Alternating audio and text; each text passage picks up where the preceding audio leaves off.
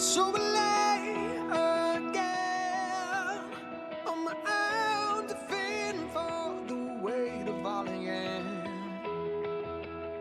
Why do I try when it costs me always? Before I reach where your voice would call my name. Go, name the wind, speak your dreams. Cosmic rhymes and let's fall under grace. Celestial signs, they are for you.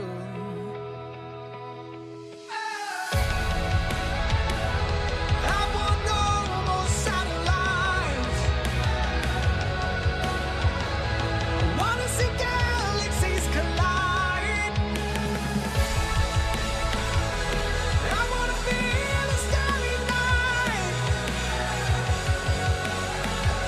It's you and endless false divine. Take me out.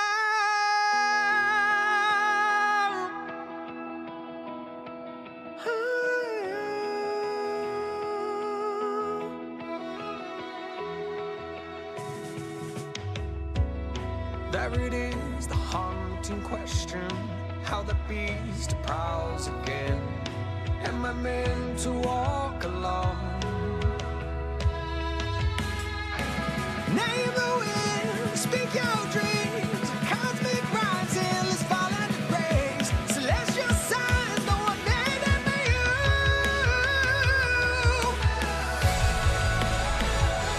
I want no more satellites. I wanna see galaxies collide. I wanna feel a starry night. Until we're endless force.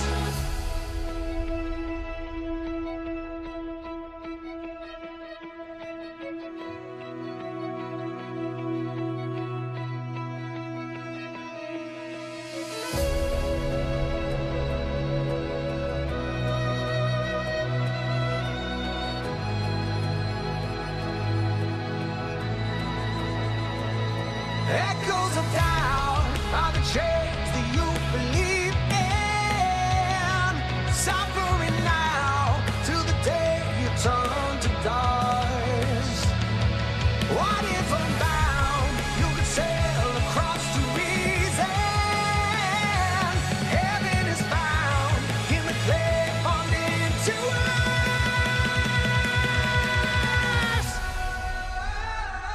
I want no more satellites. I wanna see galaxies collide. I wanna feel a starry night. Until we're endless force, take me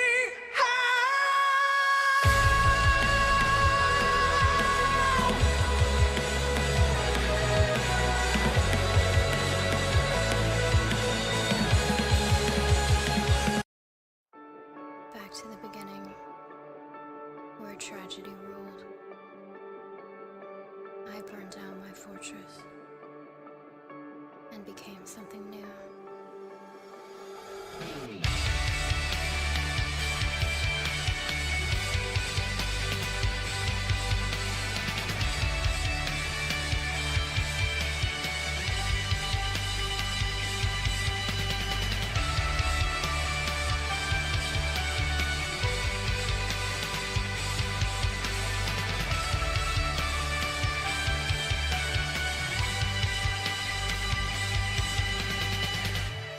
All right, it's time to do a recording stream. What's up, Madness? What's up, y'all?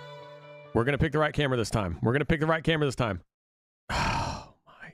I don't even mean to do that. Damn it. I don't even mean to do that on purpose. I literally have it labeled and I still pick the wrong one every single freaking time. I don't know why. Let's get this music down a little bit. Calm this music down a little bit. There we go. What is up, Madness? What's up, loves? What's up, loves? All right, so my like sync on my stream is a little. Y'all want to know something that annoys me? I get everything set up for like streamer recordings and it's perfect. And now all of a sudden, like my sync is off. So like my voice is off and I haven't changed anything. And it makes no sense to me at all. And then I go into settings to change it and then it won't let me change it. And I'm like, why? Like, why are you not in sync? What's going on here?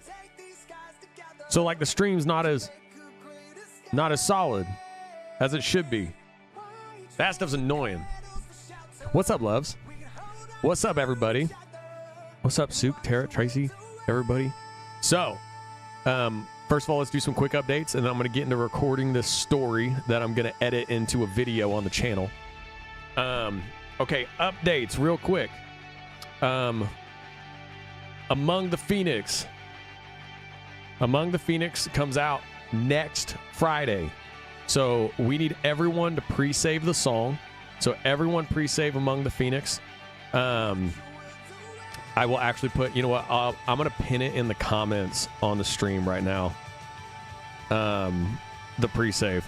So we need everybody to pre-save Among the Phoenix because it is huge for our survival, because right now we are fighting to we're fighting to stay a band. So here's the pre-save I'm gonna put for you. So please pre-save the song. Comes out next Friday. I'm gonna do a couple streams this week and next week. I will do a release stream on Thursday night at 7 actually I'll do 6 PST. So that's 6 Pacific time, because the song will come out at midnight. Obviously, no pressure to be here for that. Here, let's get the pre-save here. Pre-save is right here. Oh my goodness, where is that? There it is. Boom, found it. Already pre-saved? Thank you, Tracy. You're awesome. All right, so here's the pre-save right here, Madness. I'm also going to put it... I'm going to pin it in the comments right now. So that's kind of the biggest thing, is getting Among the Phoenix promoted like crazy. We need the song to do pretty well. It is not letting me... Oh, it's not letting me comment. All right, I'll have to post it afterwards and pin it in the comments after the stream. So, biggest things. We need Among the Phoenix to do well on our streaming services. Help us gain new listeners. So you're going to see us promoting it the next 2 weeks like crazy. We're shooting content this week and this weekend that we're going to be posting everywhere. I'm going to post kind of our first announcement of it tonight on our Instagram. So Among the Phoenix is pivotal. That is a huge part of our survival. So hopefully we get a lot of streams on that, gain new listeners. Yeah, helps our survival. Second, we did release our Love Over Fear merch. And so we have that whole merch line now released. Next week, I'm going to do a stream and I'm going to release the Among the Phoenix merch, which I am also excited. We're finally going to do some lyric merch, which I can't wait for. So we're going to take some lyrics from Among the Phoenix, make some lyric merch, like our line, not all that burns turns to ashes. You know, just like a lot of these lyrics that I think are cool in the song.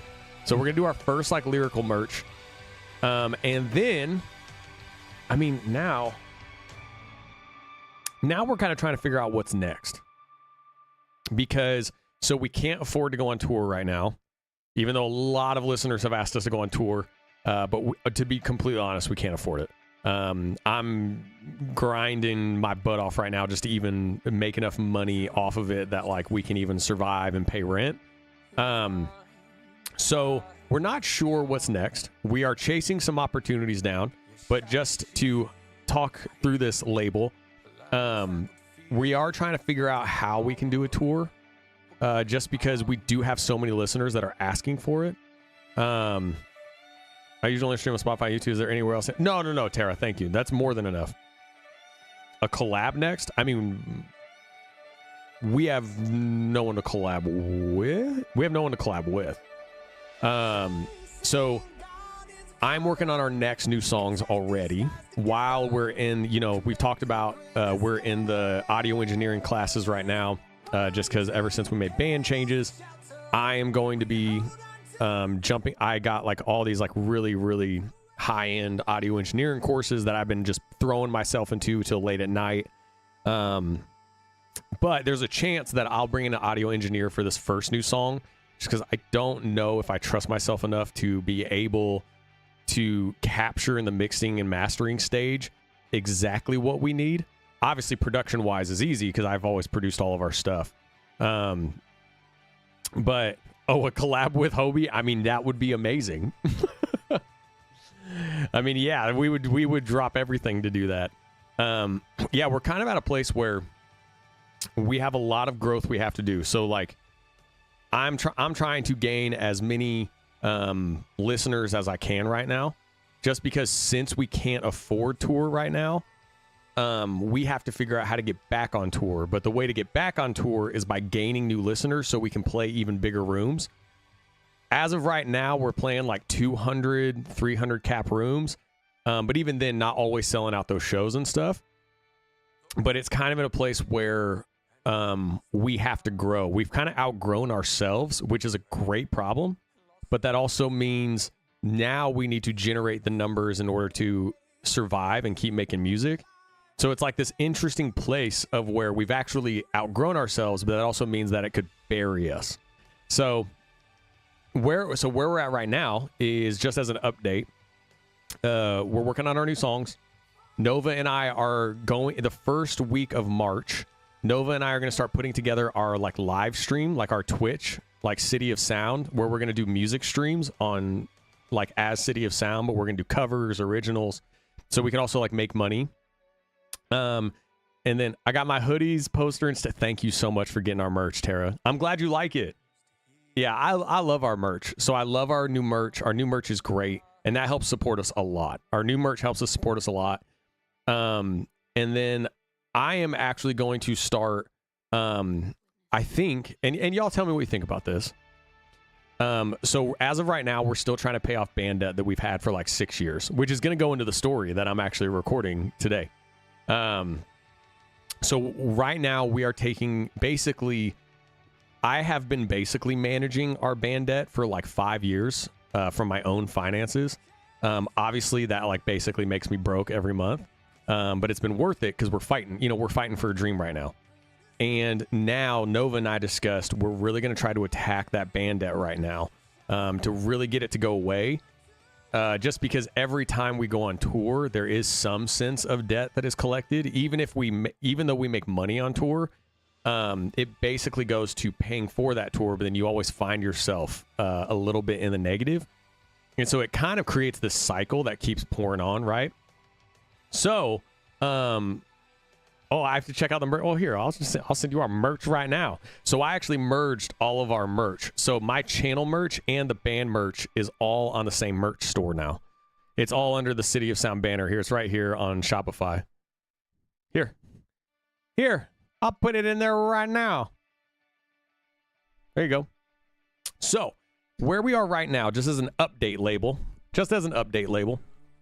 is, so we're trying to figure out, which has always been our great struggle as an independent band. We're trying to figure out how to get ears. How do we get more ears? And that's what we're trying to figure out right now.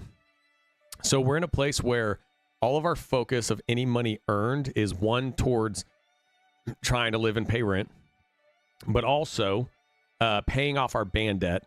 And it's because we want to pay off our band debt as soon as possible, because what we're trying to do is we know we need to go back on tour. And it's because even on our last tour, which like we sold a lot of tickets, we've had so many people asking us to go on tour, and touring is actually so important to the existence, especially for an independent band. So we're talking to a few things. They are unlikely, but everything with us has always been unlikely until we chase it down, right? So we're going to keep chasing those opportunities down.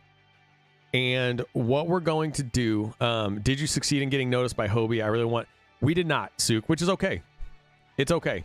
Look, like that dude, J-Hope is so big, like massive.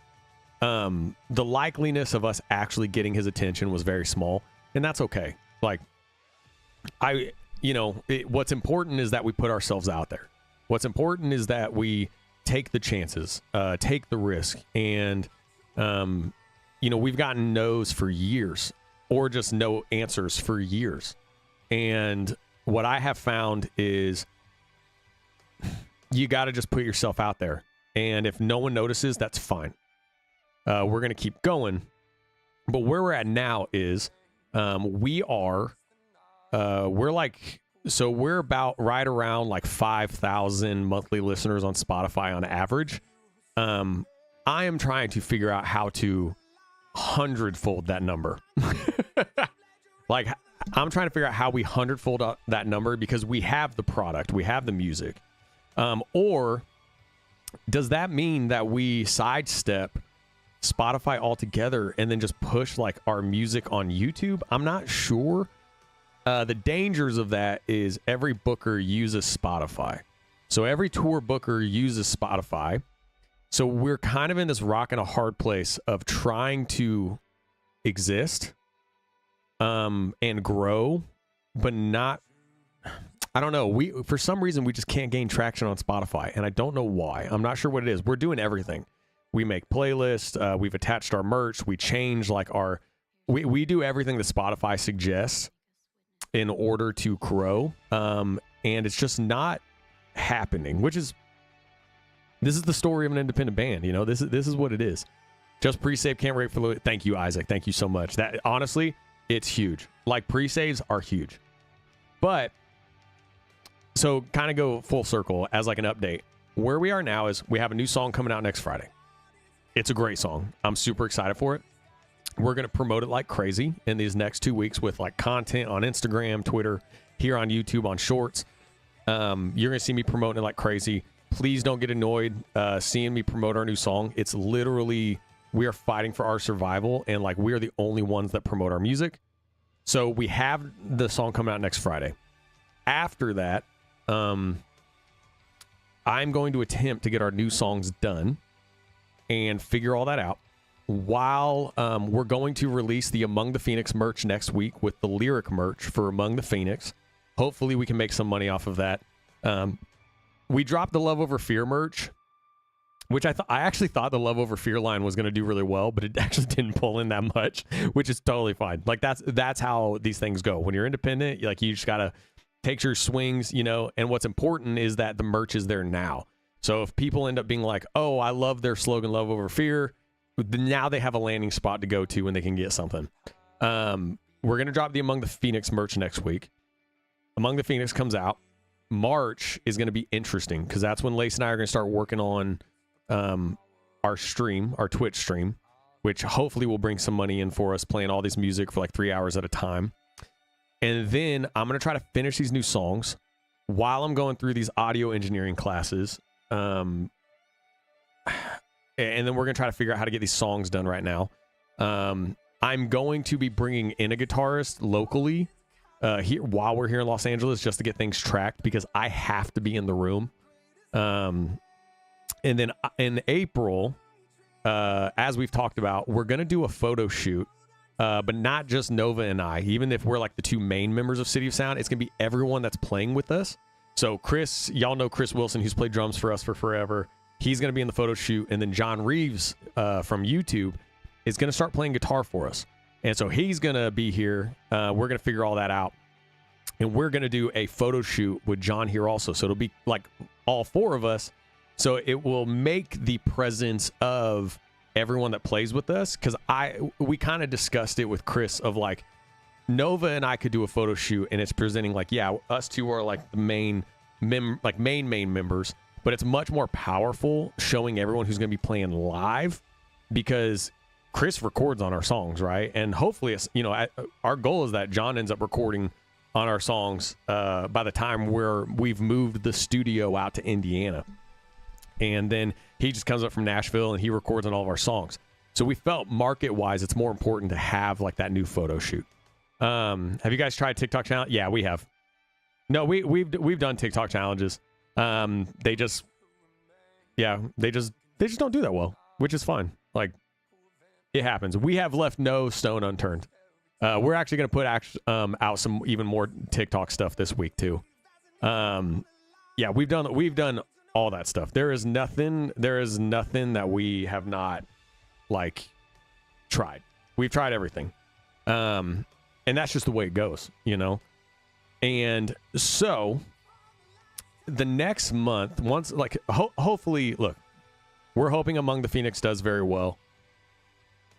From kind of like our experience, it's like just being prepared for whatever maneuvers we have to do to try to survive and stay around.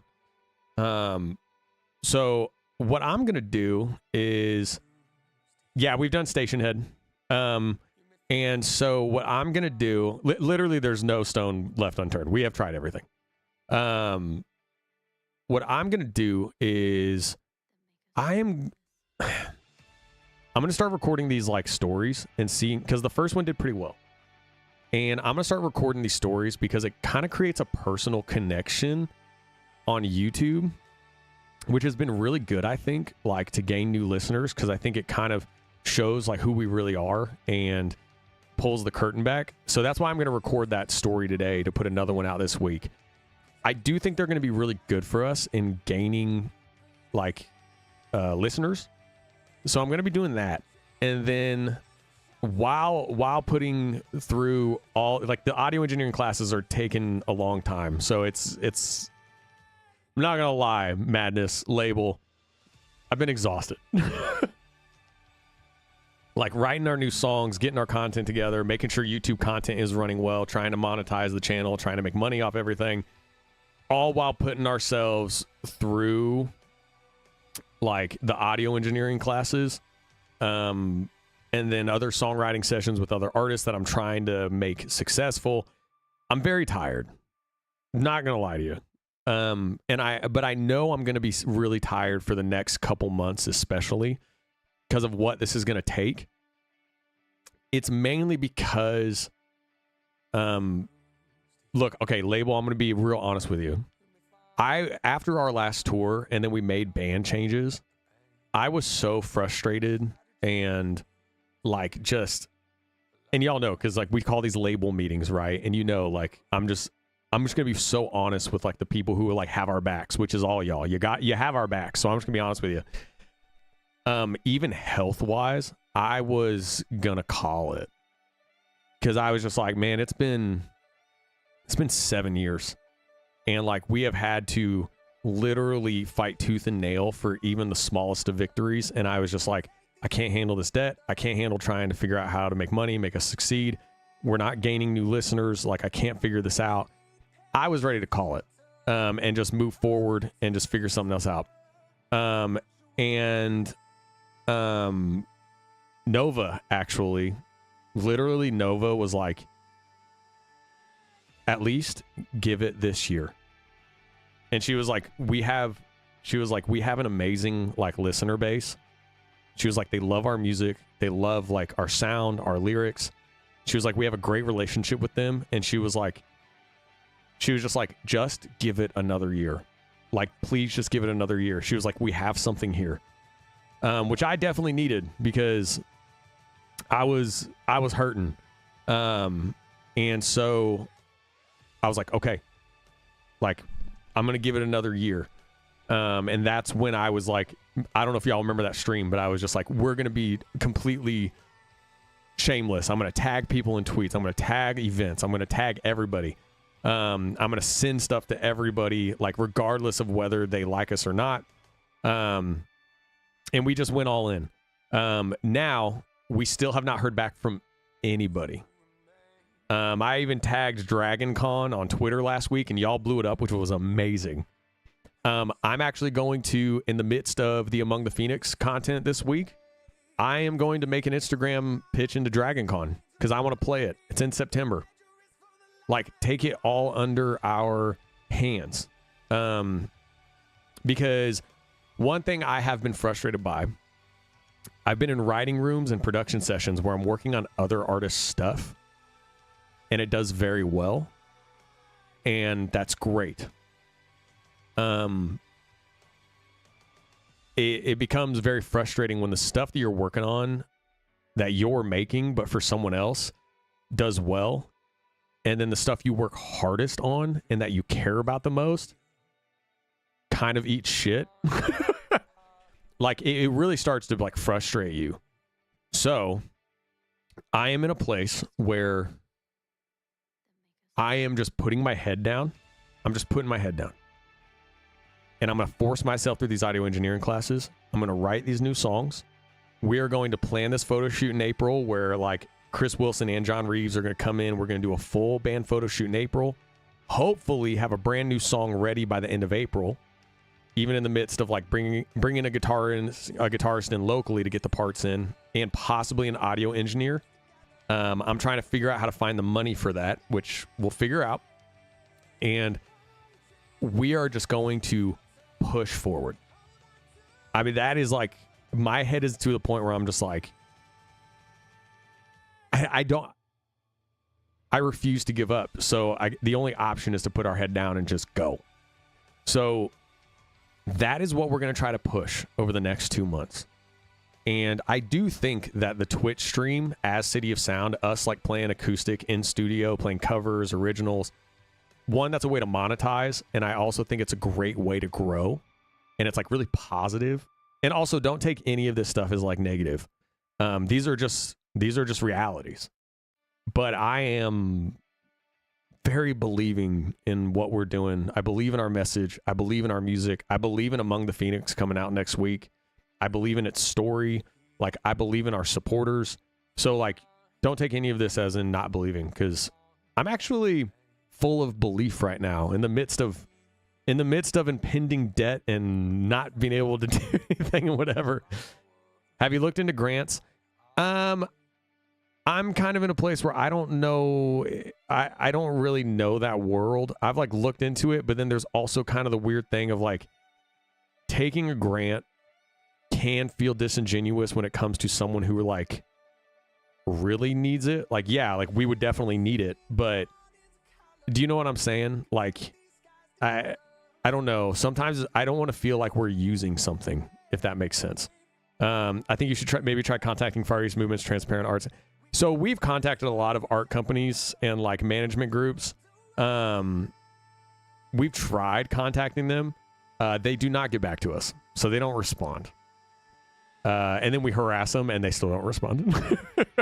Which, let's be real, they're getting like 100,000 submissions a day. It's not their fault. They don't even open our email. Do like Walt Disney and keep moving forward. Yeah, you know, and the thing is I mean, like, we have two choices. We can either call it, right? And me just get rid of all this stress, and I can just go be a songwriter and like a producer and just like kind of do that for the rest of my life, you know, which is like, yeah, that I could find happiness and whatever there, you know, and just like call it even like working on YouTube and stuff and just like go do that, kind of crawl into a hole and just write for other artists and produce for other artists. That's fine. Like, that's fine. That's not why I got into music. Like, I didn't fall in love with music to make music for other people. You know, I fell in love with music because I fell in love with film score. And I fell in love with the storytelling and the dynamics of like film scoring and like the hopefulness that there was in like creating that sound. And it's like I got into music to do City of Sound. You know, like I got into this to put forth like this sound that was in my head and this message that was in my head and like creating these worlds and these stories. And it's like that's what I got into it for. And so it's like you should try going on like small shows. Probably just get I mean, but to get on to small shows, we have tried that. That's yeah. You can't just like get on a small show.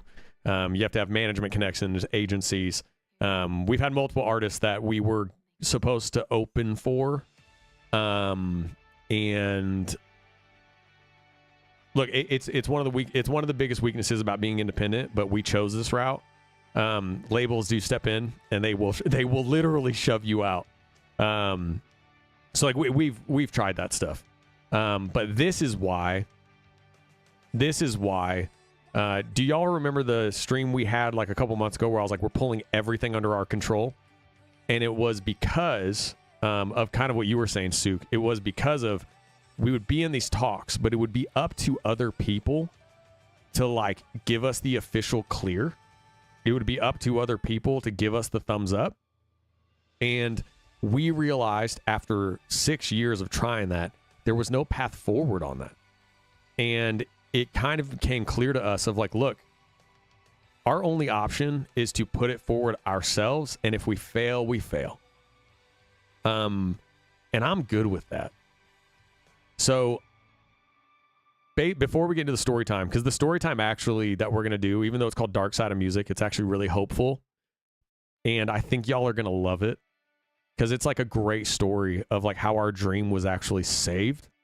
And I think it's a really good story to do today, just given where we're at, and to remind me of like, we are so close. We are so close. And let me tell you, every time I go to the band YouTube and I see like someone new from my channel going over to the band channel and hearing our music for the first time and seeing their excitement, I'm like, we got something. Like, we got something.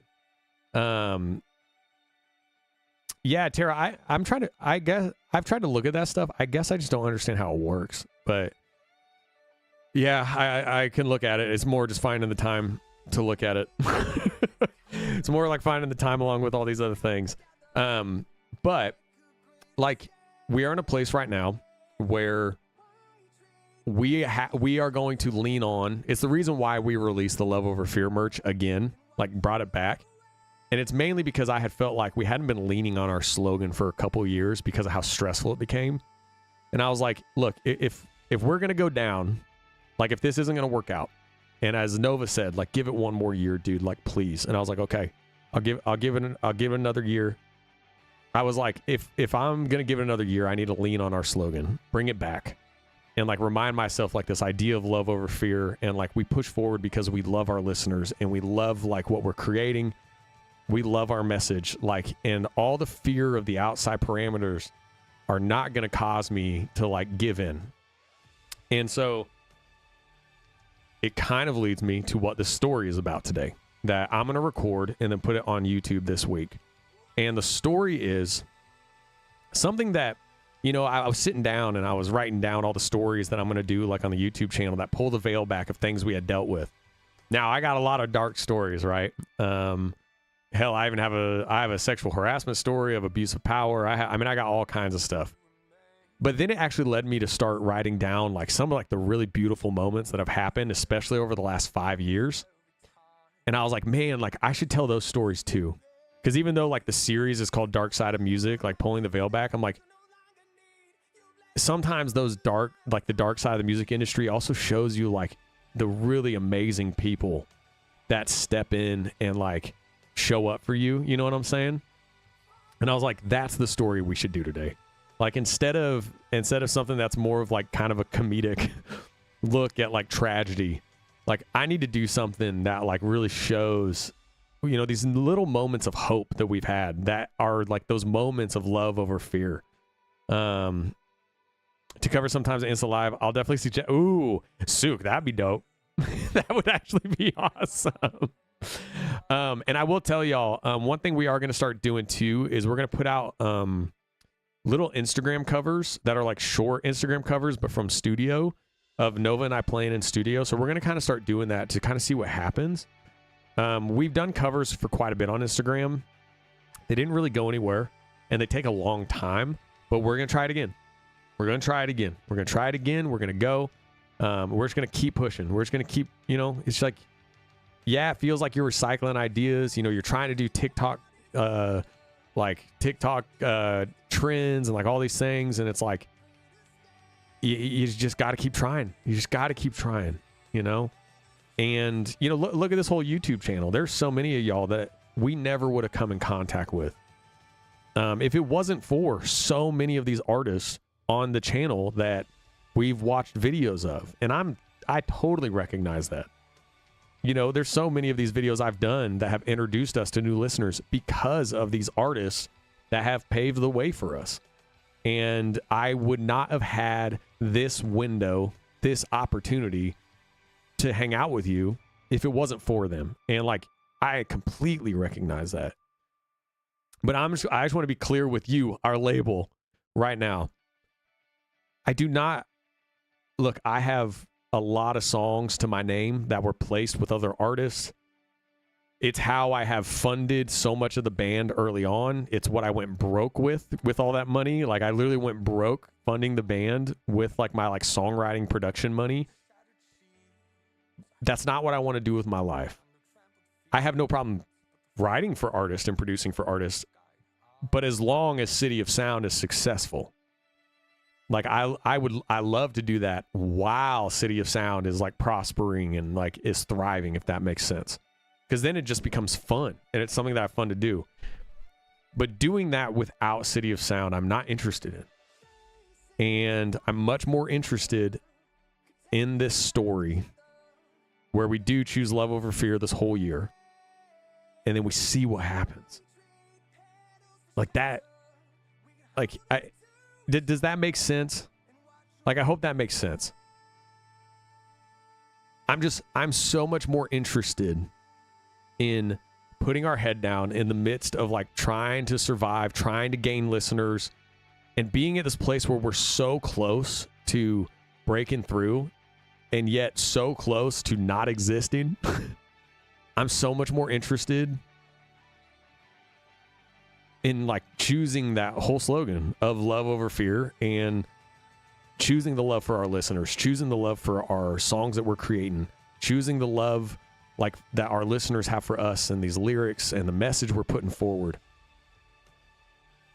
And like, yeah, like we're fighting off this independent band debt. We're fighting off, you know, trying to figure out how to monetize all this stuff to, you know, just keep growing and keep pushing forward. I'm so much more interested in possibly failing, but also possibly becoming something that we couldn't even imagine. And that just like, and like every single one of you has given me that like energy. Like you've given me that hope and you've kind of shown me that like we have something here. Like, we can do this. It's been 7 years to get to the beginning. And even in the beginning, we face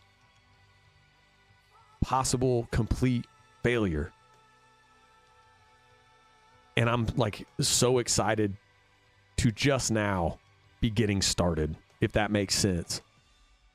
You know, like I'm so excited to like push this through and see what happens. See you grow, and I'll get to flex that with one of earlier listeners. Yeah, it's true. Yeah. Which is the story I'm going to tell today. And I felt like that's what was important. BTS was rock bottom. We're disband, big break. You can do it too. Thank you, Tara. I appreciate that. And, you know, to be very clear, we've been rock bottom for like 3 years. So it has been like 3 years of literally like rock bottom. Even in our successes, like, you know, once everyone's paid out, I'm like, well, shit, I can't afford to live. But you just keep going. You just keep pushing. You just keep pushing. And so Nova and I, we are like putting our heads down and we're going. I believe that Among the Phoenix next Friday, I genuinely think it might be the biggest song we put out. Now, I don't want to put that out there because I don't want to be disappointed or if it's underwhelming or anything like that. It's more just because I think where our listener base is right now, I think our listener base is going to relate to the song so closely with where we're at and the whole idea of rebirth and the whole idea of what that song is. And I think that it might be our biggest song. And that, so I more just want to communicate. That's why you're going to see me promoting it so much the next 2 weeks, even on streams, because I'm going to stream a couple times this week and next week to just push it. I'm going to be promoting its pre-save on every video that comes out this week, all of our Instagram content, on Twitter. So just know that, like, that's why we're doing that. PT has a big hit. We're almost bankrupt. Well, I've been bankrupt. I've been bankrupt for 5 years. So relate. No, growth takes time, but we've taken time. It's more that, Suk, if it makes sense. We have taken time. It's been it's actually been, for me, it's been since I literally dropped out of school in 2011. For Nova as a whole, it's been since 2016. So like, we have taken the time. Now it's time to take it, if that makes sense. Like, it's time to take it. It's time to like put our heads forward into almost a make or break energy. And that's why I love bringing back our slogan, love over fear, because that's what we started with, you know? And it's like, no, now it's make or break. Like, we're choosing love over fear. We're going, like, I am going to be so shameless with everything and just going after every opportunity. We may not have the contact. Hell, I can put it on Instagram, though. I can let the madness take it. I can let them help us make noise. I can put it on Twitter, help us make noise. Like, pissing anyone off be damned. You know? Like, the only way that we break through is through our songs, but with our listener base. And I guess that makes sense, Suk. Like, that's kind of like the attitude that we're going with now. Just because, like I can't do this much longer. Like, in just all honesty, and it's not because of a burnout. It's because of health. It's literally like health reasons. I mean, y'all know that would be one of the story times. But like, I thought I was having a heart attack on our tour in Minneapolis. Like, I literally thought I was having a heart attack. And it's more like for health reasons. And so it's just one of those things where I'm like, okay, Nova convinced me. Like, let's go so hard this year. We're moving the studio to Indiana. We got John Reeves like joining in the band. Everyone in April, we're gonna do a photo shoot. We're gonna have another new song coming out. You know, give it this year. Like, give it this year the opportunity.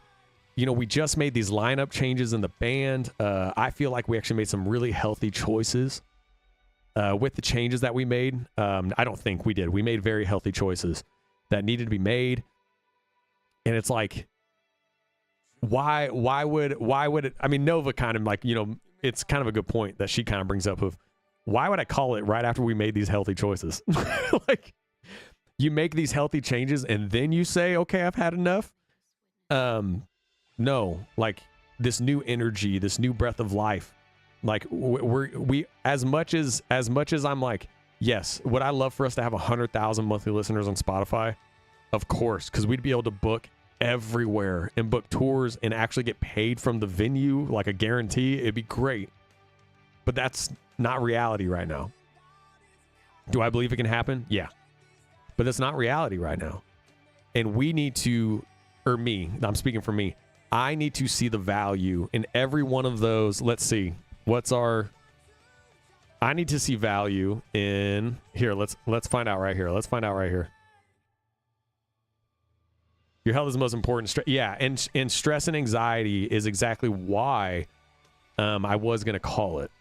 It was simply because, like, literally, I mean, even Chris, our drummer, was like, "Dude, this is not okay." He was like,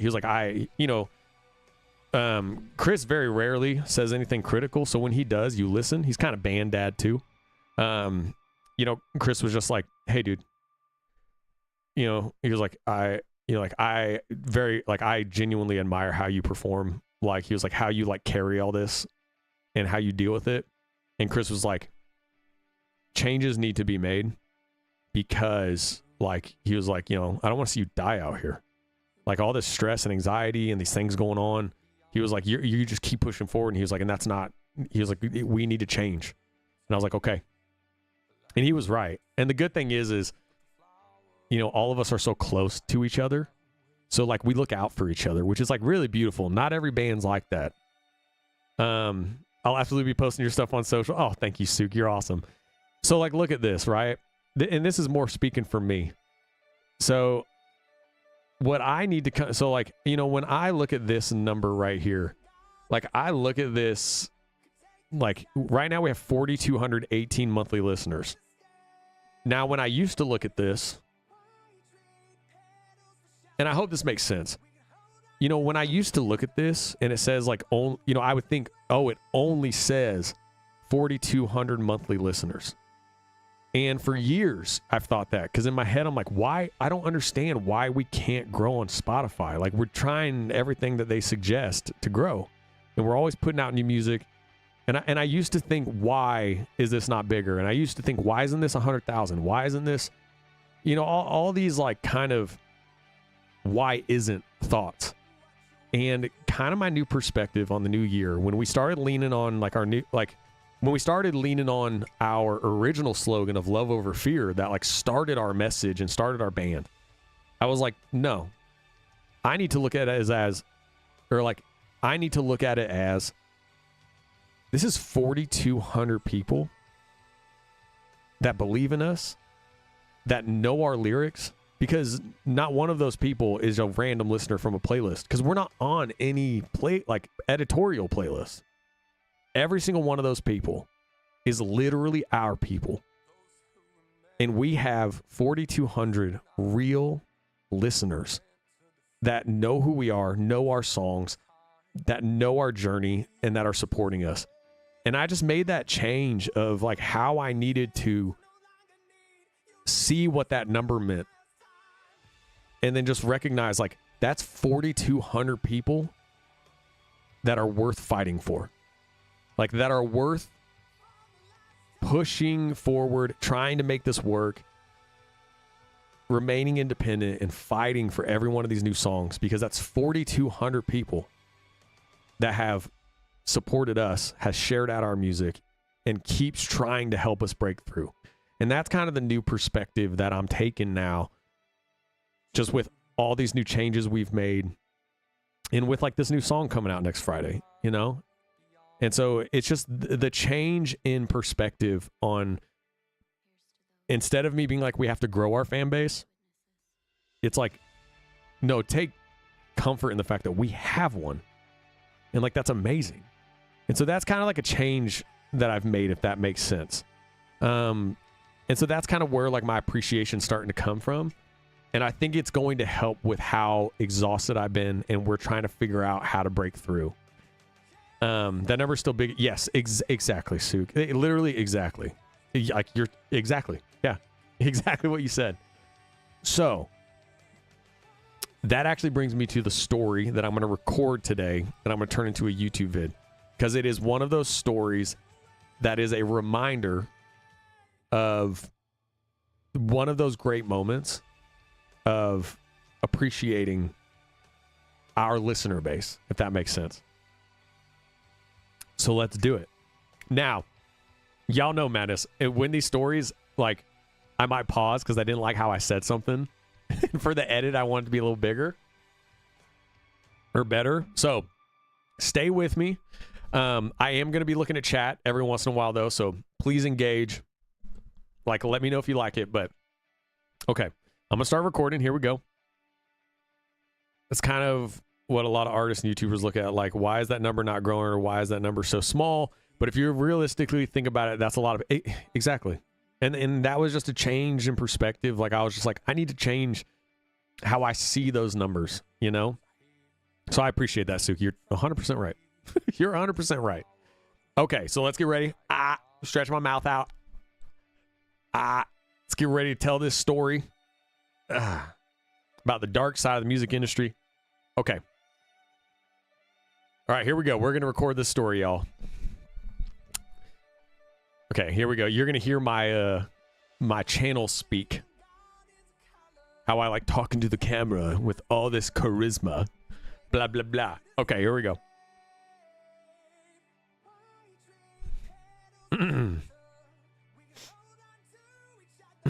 Okay. Now, usually on Dark Side of Music and these tell-all stories, a lot of times it is stories about horrible instances that we've had to deal with, or being screwed over, or sexual harassment, which will be a story for another day. I felt like today even though this series is based off those experiences, I thought it was also important to bring in some stories that also tell some beautiful moments of light in the darkness. We have a lyric that says, "Can't you see the beauty that tragedy finds?" And it's from our song, The Madhouse.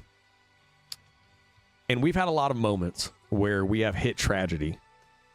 And there's been a lot of beauty that have come And there's been a lot of beauty that has come out of that tragedy. And I thought today we would tell one of those stories. This is the story of how gamers saved our dream. I don't even have a script. I wasn't even gonna quote one of our lyrics, and it just that was, I swear to you, I was not planning that. That came out of nowhere, madness. So perfect. Also, one of my favorite lyrics that we have. Oh, well, can't you see the beauty that tragedy finds? Don't miss the times when heaven and earth collide. It's like one of my favorite lyrics that we've done. Okay, let's get into it. So, madness, now you know what the story is today. The story we're recording for YouTube today is the story of how gamers saved our dream. Let's go. So right around 2021, coming out of COVID restrictions and all the things, we just like so many others all over the world, hit some huge roadblocks in the advancement of our career due to COVID. Now, before we had played events like TwitchCon, we were preparing in talks for South by Southwest, and we were really starting to think that this was our moment. We had been grinding since 2016, me since 2011, leaving school and starting City of Sound. We felt like now was our moment. Now, when we were supposed to be playing South by Southwest, that was right in 2019, and then everything happened. Now, when we were in our own isolation throughout the pandemic, we were recording our debut album. We were just putting music out. You're getting a behind the scenes of how I act when I mess up. We were putting new music out and putting together our debut album, Silent Empire, and just hoping that, even outside of our current listener base that we had gained, as small as it was, it would just help us maybe branch out a little bit, given we weren't able to play shows and we had kind of lost all of our momentum that we had built up. Now, once the restrictions started being lifted, we decided that maybe we should try at our first tour. So we put together our first tour, and we actually had a certain gamer and brand step in to fund that tour. Oh, I burped. Sorry. Sorry. Which is a story for another time. That is another hopeful story that gave us a lift we very much needed when we were very much at the bottom.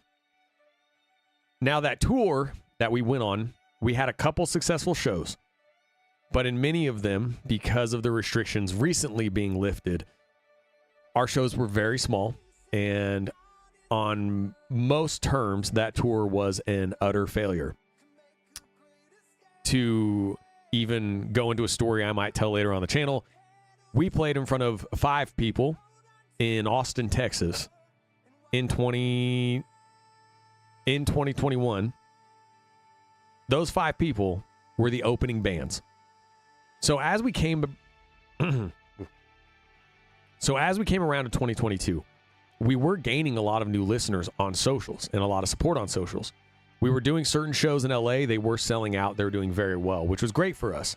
We weren't making much money off those shows, but the fact that they were selling out and that they were just packing out was a sign to us that we could figure this out. Now, post that first tour, I, for the millionth time, had gone broke funding the band going on that tour. And since it wasn't successful, I also brought on a lot of debt that we are even still today paying off.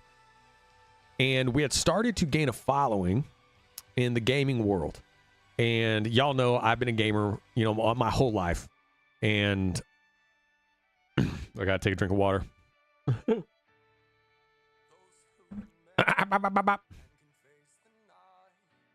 And while I was on Twitter, you know, I would engage with different gaming communities and on Reddit, just because it's something that I love to do. I'm a big dork, and I would love jumping into like different worlds and, you know, different gaming lore and all that kind of stuff. And while we were kind of going to 2022, I had kind of built up a connection with a community from a game called Rocket League. And it's a game I still love. It's a game I still play. And a lot of gamers from Rocket League had jumped over and become our listeners, become very supportive. And it even led to the point to where I joined a gaming... Oh, how should I say this? And it even led to the point where I signed with a gaming team. I started to stream on Twitch about 6 months prior, and I started gaining a following out of that, which gained us even more new listeners. I became more involved in the community, and all these gamers really started hyping our music up. So I signed with the gaming org, and basically... Okay, how do I say this? And then I found out that there was a tournament happening over in London. And as we were growing the whole band, and, you know, we were trying to figure out where to play shows outside of Los Angeles, because in Los Angeles, though the shows were doing well, they weren't making us money. And we were trying to figure out how we could truly, I mean, it's the same problem we have now. How do we fully monetize so that way we can make this a true success? And so given that the tournament was in London, I was in discussions at first of going out there for that gaming team and going out there and representing them out there. Those things did not happen. And then I actually ended up finding that I hadn't been paid by them for about 3 months, which is pretty standard in the gaming world if you know anything about that part of the world. And so I found out, or I'll do it again. So I basically was realizing that I hadn't been paid for months. And I kind of just, I always says. So then I had a discussion. Huge fan base. Let's go, Tara. So I had discussions with a couple streaming friends that I'm really good friends with. For everyone who watches this that doesn't know anything about that world, a few people that you should show support. A few people that you should show some support to: John Sandman, Rizzo, and Athena. And I had some discussions with them. They're good friends and very supportive. And they just told me, hey, gaming team be damned. I understand it's going to be a risk. Fly yourself out to London. And the reason they were telling me that was because they knew that if I got myself out to London, I could make some connections. I could have some meetings. Because a lot of our new base from the gamer world was just hounding us. Come play like these tournaments or find venues during these tournaments. Come play like events and cons and all these things. But we didn't have any connections to it. So even though we had the base for it, we just didn't have the connections. So I took the risk. I put the London flights on my credit card. Even though I already had band debt I was trying to pay off. Flew out to London. Found like a big content house with a bunch of content creators that were staying there. So I just took one of those small beds. And then ended up going to a couple meetings with some teams. One of the teams I met with doesn't actually exist anymore. But they were called Version 1. And I will always have love for those people and for that crew. They actually ended up getting bought out by a team called G2, who I also have a lot of love for. And I met with the Version 1 crew. And they were just kind of asking me about the music and the band. And now remember, at this time, I was also signed with another gaming team.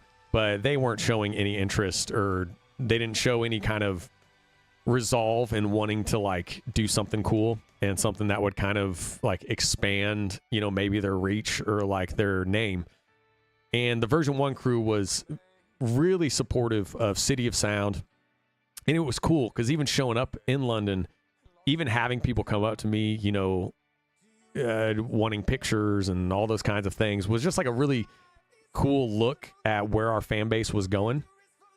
And met with the Version 1 crew, and they were like, we should discuss the next tournament, because the next tournament coming up was Rocket League Worlds. And that was in Dallas, Texas. And reminder, this is 2022. And I was like, absolutely. Because I was already planning some shows for the band.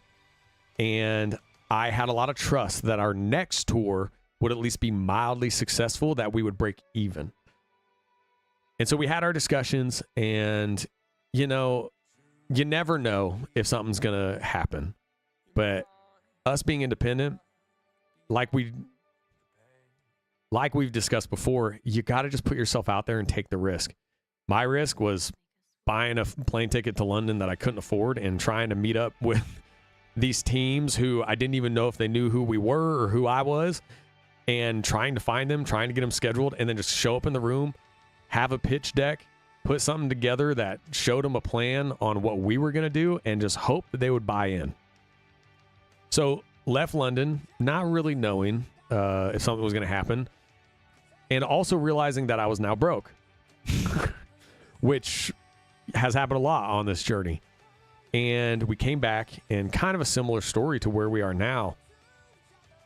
I was in a place of maybe that was a bad idea, because when I got back, I kind of found myself couldn't afford anything else for the band, couldn't even afford song promotion, couldn't afford even playlist pitching, and also couldn't afford paying for our monthly website, couldn't pay for, you know, so many things that people don't think about you need. You know, you have monthly plugin subscriptions. There's so many things that you're paying for every single month when you're trying to succeed as a band that produces their own music. I found myself not being able to afford any of it. So I started to think maybe this was a massive failure. So I just kept pushing forward with like streaming and trying to contact people, trying to get people through. And it got to the point where, you know, I had a decision. I saw a lot of zeros next to my name, and then saw a lot of band debt next to the business credit card.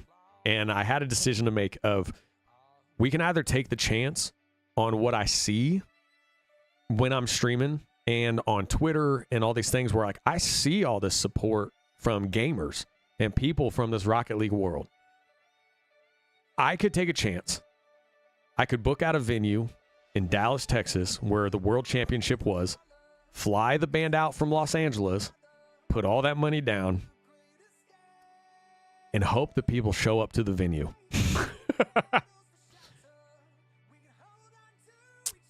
Okay, one second. I need a drink of water.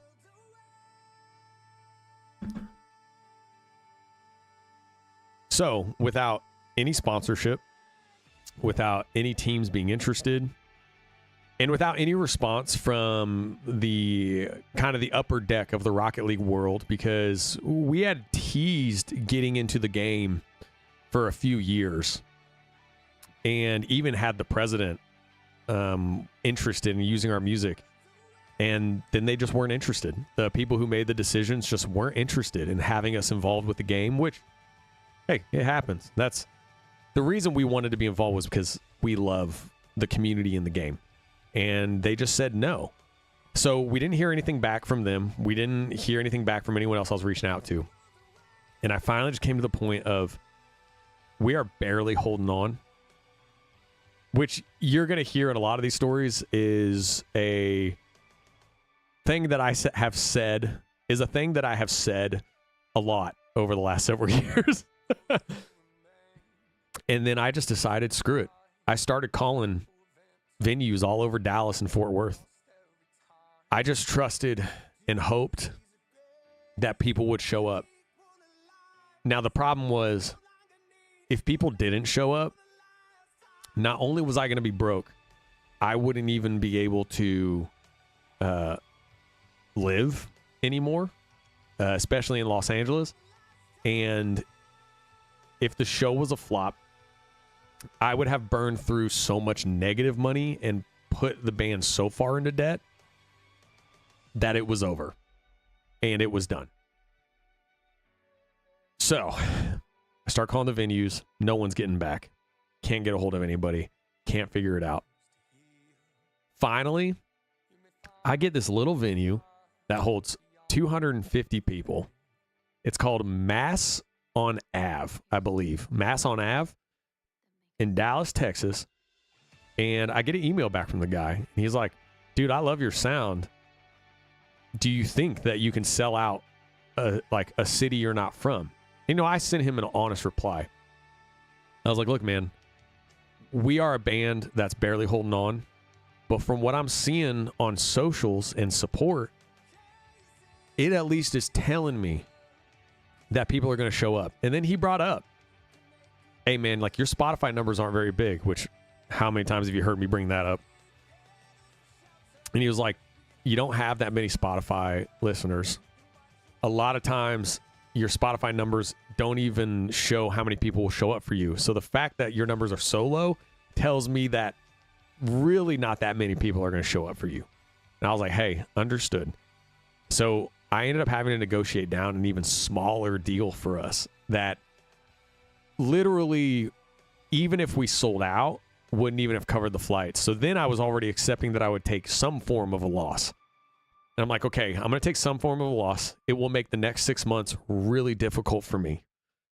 But if the amount of people that show up, and if we can sell this out, and if the response from all these social communities from the Rocket League world and the gaming world, if that does translate to ticket sales, we can at least pull this off.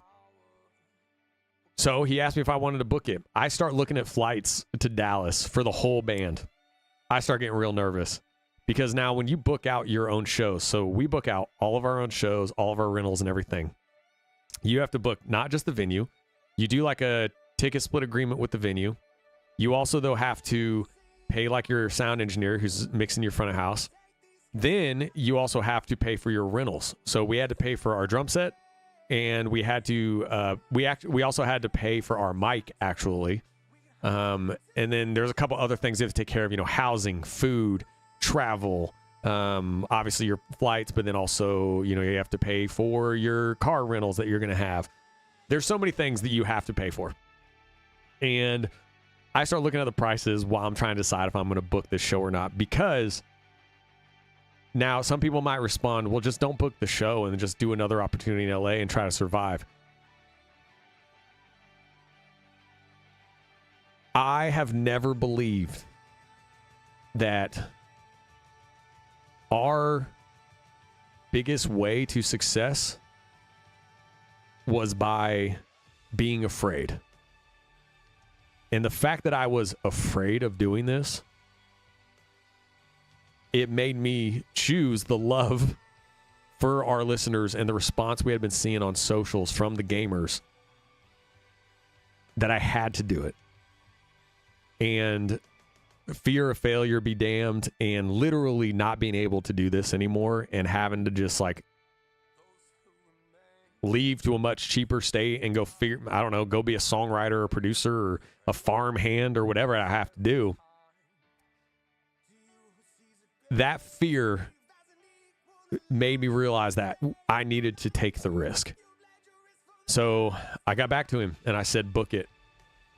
So we booked the date. I went and got the flights for the band. I went and got the Airbnb, and, you know, I'm looking at the price number. I'm like, yep, if this doesn't happen, I'm screwed.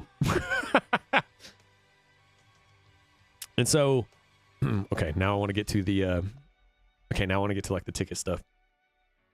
So nervously, I started putting together a little edit of kind of like a highlight clip and put out on Twitter kind of a tease of what if we announced a concert during Rocket League World's Championship in Dallas to see what the interest was. Now, should I have done this before I confirmed the show? Yeah, I definitely should have, to see what the interest was. But it's, you know, time sensitive. You have to book shows out months in advance, and I had to make the decision right there. So knowing we had already booked, I put out the interest on Twitter. And the initial video didn't do super well on engagement. So now I'm real nervous, because now I'm like, I made a bad decision. We're done. Like, I'm going to, like, this is it. Oh, no. Now, obviously, I would hang my hat on like, okay, hey, sometimes when you post videos, like they don't get into the algorithm or people don't see them. Maybe I posted it at the wrong time. You know, I'm trying to justify left, right, and center of why we didn't see as many numbers as we had been when I was like promoting the band. But we had booked it anyways. So then I get the ticket link from the venue to announce the show. And I'm like, it's time to prove it out. We're going to see what happens. Now, while I'm doing this, I'm having a conversation with that version 1 team. And, you know, we're going back and forth. And, you know, they rightfully are like, you know, because what I'm trying to do, I guess to further explain, actually, let's do this. Now, while that's going on, I'm in conversation with that version 1 team and a couple other brands. Because, rightfully so, in order for them to get involved, they would have to buy on as a sponsor. That's what you do for a lot of shows, if you have a sponsor. Now, we've only had a sponsor one other time for a show, and we're going back and forth on what a sponsorship would look like. Now, for me, selfishly, I'm trying to get the band paid because I know with all the flights and everything, with the ticket split we have, even if we sell the show out, we're still going in negative, right? Because you have to think of how many thousands of dollars have to go in to like get the band out there. Oh, wait, Duran just asked a question. Is this the conception of Love Over Fear? No, that was like years before. So Love Over Fear was our slogan in 2016. That was kind of my slogan when I decided to try this independently because I had some really bad experiences with labels. So Love Over Fear was conceptualized long before that. But this was definitely a time where I had to choose that. Okay, here we go. Take a drink of water. So while I'm going back and forth with these brands and this version 1 team, trying to convince them that this is worth it, even though in the back of my head, I literally don't know if anyone's going to show up. I just put out a tweet with an awesome edited video of would anyone be interested in if we did a concert during this tournament, and it was very small engagement. So I honestly don't know if it actually will turn out. And the last thing you want is a sponsor to come on to give you money and then no one shows up. That is a problem, and you can be in some serious trouble. So I also don't want to be like fraudulent, right? And it's like, how do you convince a brand or this like gaming team to come on board for a concert that you booked out, that you've already booked flights for and Airbnb and all this money? How do you convince them to come on board? And now I will give the version 1 people credit. They continually showed interest, even though they were justifiably, you know, holding back a little bit. They were supportive regardless. And then the day came where it was time to promote the show. And I was very nervous. And I put out the ticket link, and I still remember I was sitting there. I had my business account open, and I saw how much debt that we had accumulated even from our last tour, and then booking this venue out and getting the flights booked and all these things. And I remember how scared I was. Because I was like, once I put this link out, like, that's it. Because it's when you're an independent band, and if you go and cancel a show, if ticket sales aren't high enough, like, you might as well just like wrap up and get out. Because you do not have the backing to try to smooth it over. And I was like, once I put this ticket link out, like, that's it. And it's either a success and we have a great show, or it's over and I can't carry any of this debt or anything. And I remember being so scared of putting that ticket link out without a sponsor, without anyone on board. Because I was like, now it's all on us. And even then, we're still going to lose money. So even if we do sell the show out and no sponsor comes on board, we're still going to lose money because of the deal we had to negotiate, because our Spotify monthly listeners weren't high enough. So the venue has to cover their bases, which I totally understand and is justified. And I'm sitting there, you know, thinking, did I just cause like our death spiral? I mean, honestly. And I start putting it out on Twitter. And then I just put out, excited to announce that we're going to do a concert during Rocket League Worlds in Dallas, Texas. Ticket link here. And I remember for the first 10 minutes, there was no engagement on the post. I put it on Instagram, on Twitter, on Facebook, and there was no engagement. And I was like, what have I done? Like, what have I done? Like, I've been fighting for this dream for years, and this is our silver bullet. Like, this is it.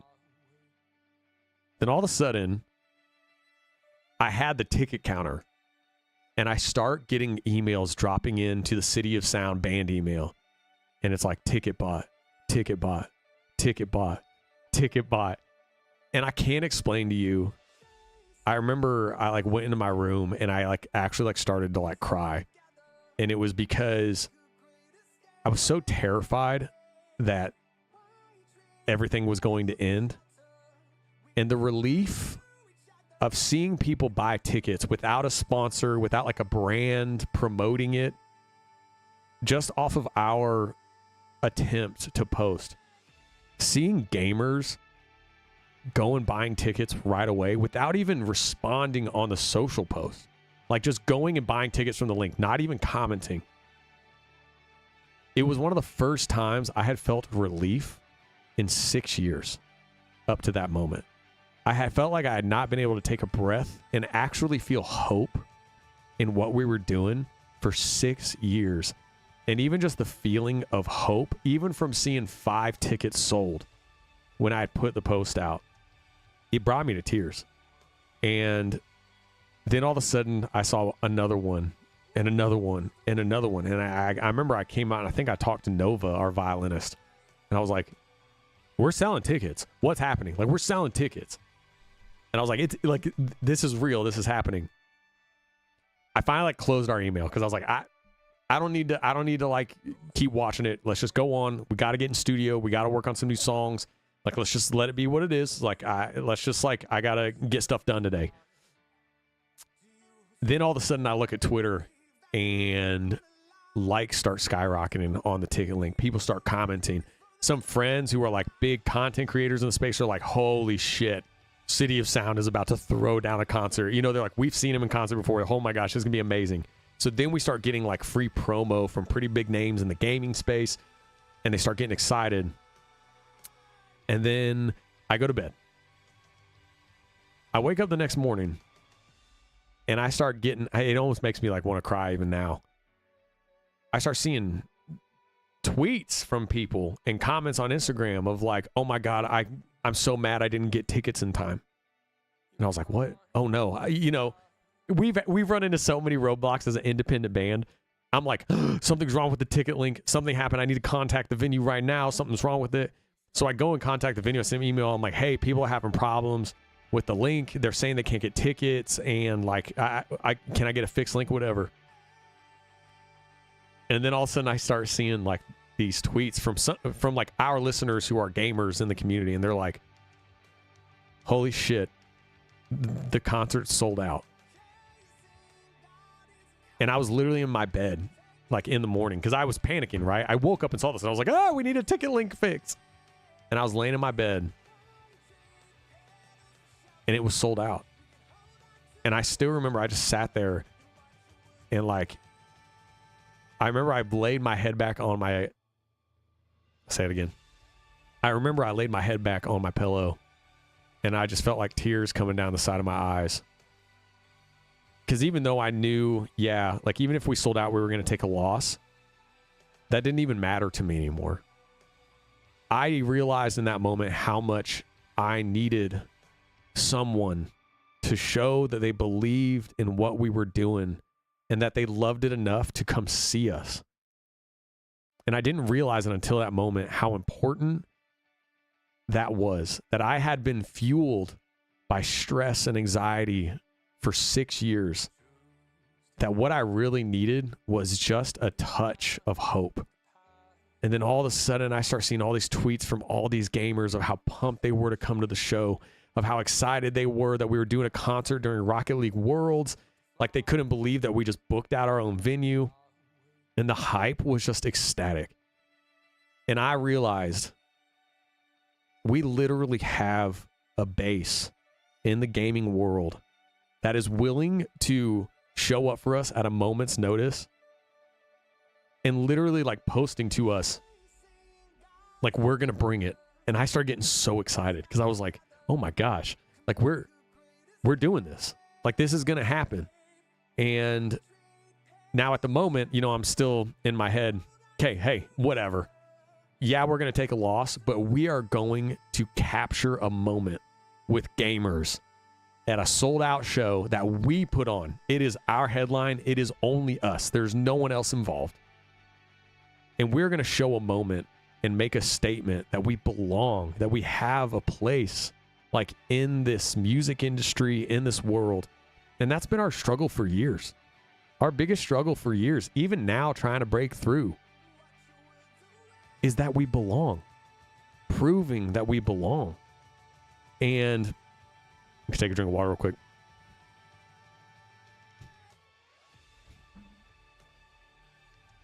And it's those moments that you rarely get that remind you that you belong and that you have a place that has kept me going even all the way until now. You know, when months ago I was thinking about calling it, and then having these tiny little moments that remind you that not only do you have a place, but you have people. And that moment fed me and put so much hope in me that it didn't even matter that we were going to take a loss then. We were going to play a sold out show in front of gamers, in front of our people, this group of people who for the last, 8 months had come around our sound and supported our music and shared it with people. We were going to get to have a moment and just like be together. So I'm excited. I run out, tell the band the show is sold out. We're pumped. We can't believe it. We're so excited. Then one of the coolest moments that I'll never forget, I have a DM from that version 1 team who I still love those people so much. Shout out to Jenny. And I have a message from them and they're like, dude, it looks like the response to the show looks amazing. And they were like, please let us be involved. And now I have seen some people who would say that like a sponsor like that or a team like that, only got involved after they saw like there was success behind it. And I would say to that, yeah, because they're a business. Like that's what they should do. And to their credit, they had shown interest since I flew myself to London months before. And they wanted to meet with me and discuss it when they had no idea what could possibly happen. So they were actually on board much earlier than a lot of other brands and other people that came on board after. Because best believe when gamers showed the interest in that concert, a lot of brands were trying to jump in. A lot of people were trying to jump on board. But it was that version 1 team who had shown interest and belief first, and there was no one else that we were going to do it with. So then the most amazing thing happened about 2 weeks before we were going to fly out to Dallas to play this show during Rocket League Worlds. Version 1, we start negotiating sponsorship terms, and we agreed on a price, which was amazing. And y'all know I don't hide anything from you, Madness. So I'm gonna tell you prices and everything. So the beauty was that they were going to pay us $5,000 flat to come on as the sole sponsor for the show, of a sold out show. And basically now it would be called the version 1 Worlds concert featuring City of Sound. So they would basically pay for the title sponsor to now make it their party, which is genius for like a team and as like a business move. Genius, right? Which I appreciated. And they were even so kind in the way that they presented it to me, because they were like, we don't want to step on your feet because this is your show. You booked it. You guys are the headliner. We would love, though, to be able to call it like the V1, like Worlds party. And I was like, absolutely. Like, that's awesome. That's awesome, right? Like, what do I care? We have a sold out show. I don't care what you call it. Everyone's coming to see us. Who cares? Like, Take the branding, like absolutely, like put all your logos on it, everything. Have your people there to host it. I don't care. This is a success. So we came to an agreement that they would pay us $5,000 flat. And what was a huge relief to me was I know a lot of sponsor and brands for some shows, they would do higher prices or whatever. For us, in a moment where literally I went from booking the show, looking at all of our banda and everything and realizing if this isn't successful, like we're dead in the water and it's actually over, to all of a sudden a sold out show. We have a bad ticket split with the venue because they have to make money. And they're willing on short notice to come in and just flat fee us. We're taking it. We're not going to try and create competition. We're not going to do the thing where, you know, we have done in the past where it's like, well, there's another brand involved. They want to do this much. No, these people have showed us support from the beginning. They've been interested. Let's do it. So the beauty of this was $5,000 was going to allow everyone in the band to at least make a month of rent, which was beautiful. And also, now that the show was sold out, the show would at least cover most of the flights. And basically, with what I would bring in from the band, it would help. We would break even in terms of like all the travel, all the cost. And so we were going to actually break even, which was such a relief for me. Because breaking even, yes, you might be thinking like, yeah, you're that might not set me up for next month of figuring out how to make enough money off the band the next month. But it meant that we were a success. And it was a number that we can now put in our back pocket. And with the next brand deal or the next show or the next opportunity, we could say that we had negotiated this, that we created this opportunity. And it was a proof of concept. And there's stories in the future that are tell where you will literally see that this whole moment of doing this with version 1 helped us to establish a proof of concept for future shows, even the one we just did again at Rocket League Worlds with a different team and a different brand. So this was a huge pinnacle moment for us, not just in me needing a moment of hope and a moment of belief, and not even just the moment that gamers showed up for us and sold out the show for us. It literally was a proof of concept of something that we can now take with us, that we even take with us now, of what we are capable of in the gaming world. And it was awesome. So we get out to Dallas. Now the funny thing was to get back, I didn't have enough money even on the business credit card to pay flights back. So what we had to do was we had to split up how everyone was going to get back. Actually, you know what? Okay, wait, Madness, I'm going to cut that. I'm going to talk about that at the end. Actually, I'll do this because this will be a good teaser to keep people interested. Now, in terms of travel, we had the flights to get there, but I didn't have enough room even on the business credit card because we had gone so deep in debt to pay for everyone's flights back. So we had to find some unique ways to get back to Los Angeles, which I will get after the part of the story I'm about to tell you. Boom, little cliffhanger because it's a hilarious story. So we get out to Dallas. It's awesome. Version 1 also has gotten us VIP passes during the tournament.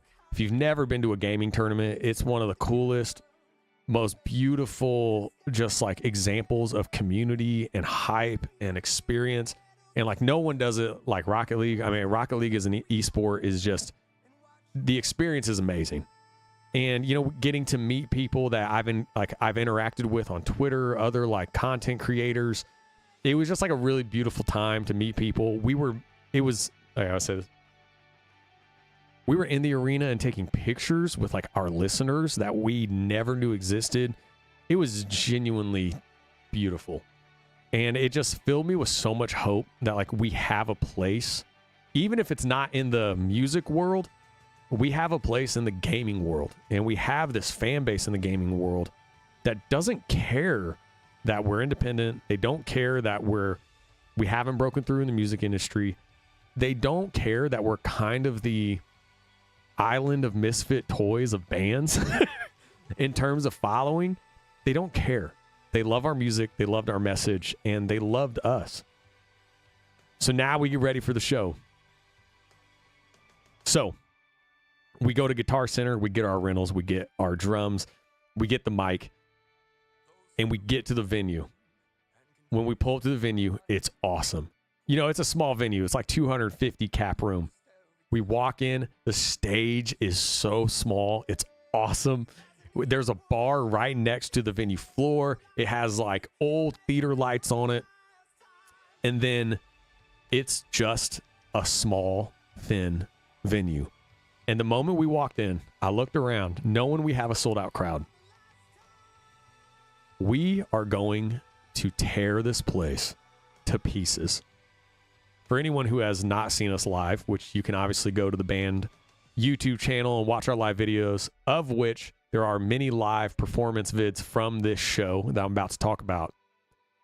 We go hard.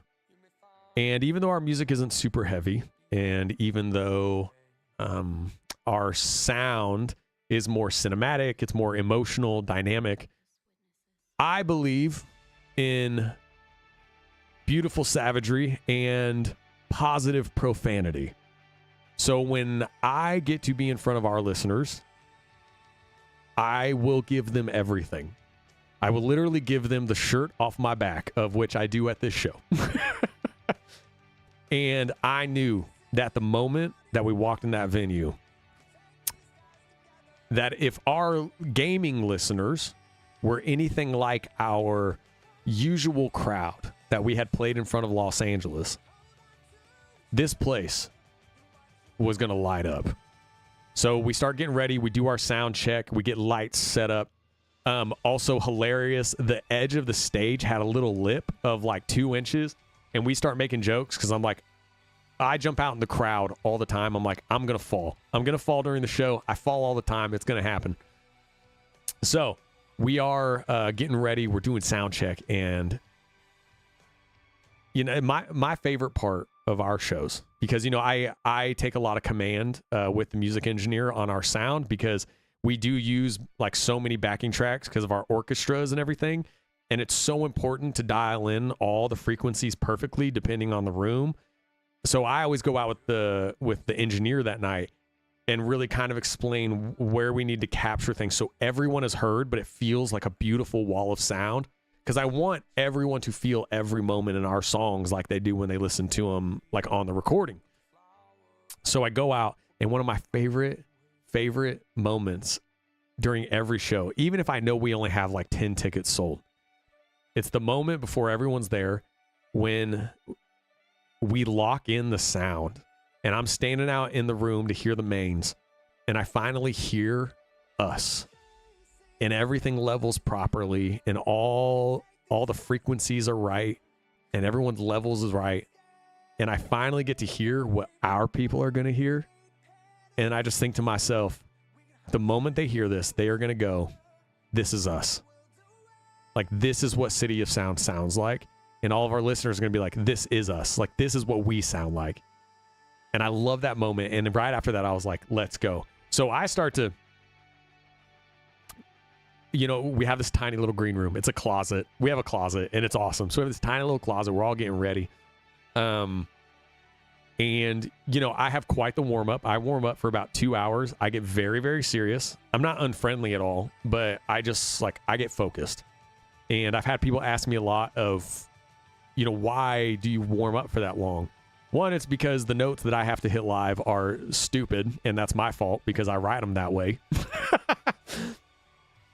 But another reason I like to warm up for that long and like go into like super focus, as cheesy as it sounds, I pull up our ticket list on my phone and I just start looking at the names. So while I'm warming up, I'm like looking at the names of like our people that are coming, and I'm like, okay, like this person's coming, this person's coming. And I try to start putting myself into this world of like, every single one of these people is worth fighting for. You know, you're looking at these names, you don't know if someone on that list is questioning their existence, right? You don't know if them coming that night maybe you can give them a reason to stay around another day. And that might sound self-important. I'm just saying this is my process. This is how I inspire myself to go all in. And this is like what, drives me.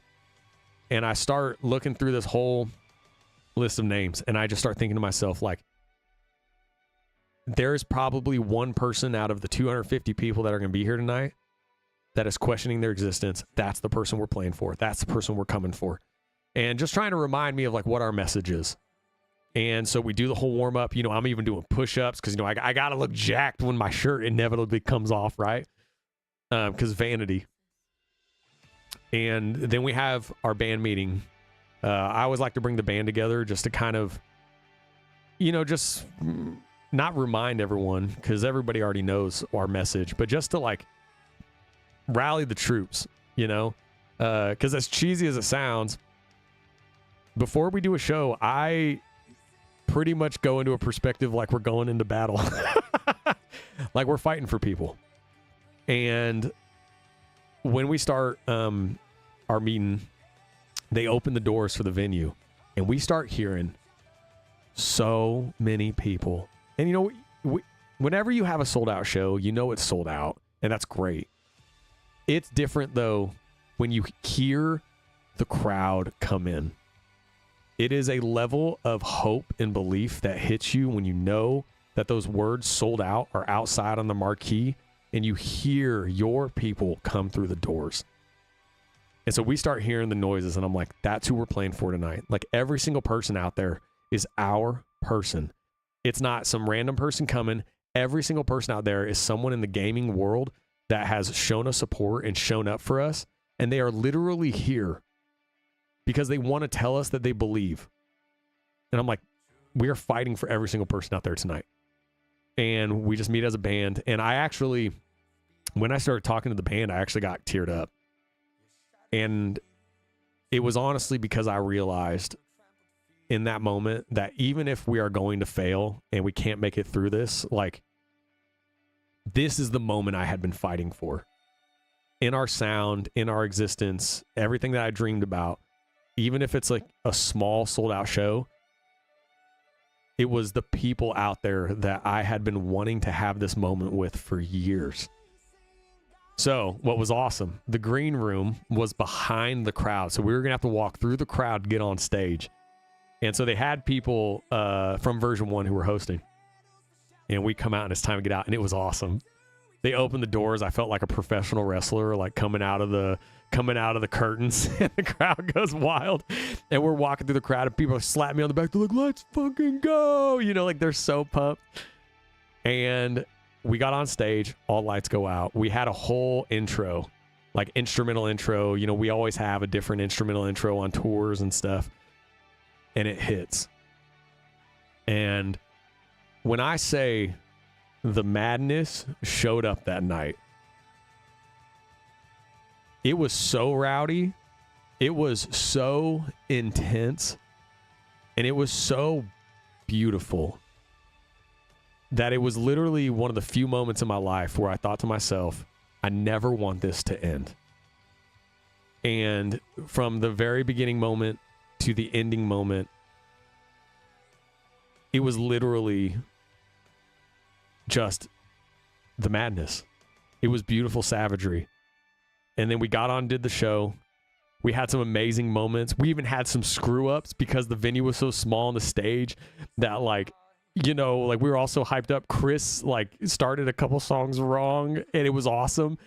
And when it happened and it messed up, the crowd started chanting Chris.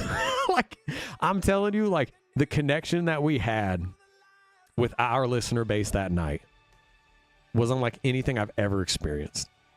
To the point to where I would say, Nova, great job on the solo on that song. They just started chanting Nova. Just started chanting. Then beers would fly in the air. Then they would start chanting my name out of nowhere for no reason at all. And then it was just so intimate and yet so out of this world.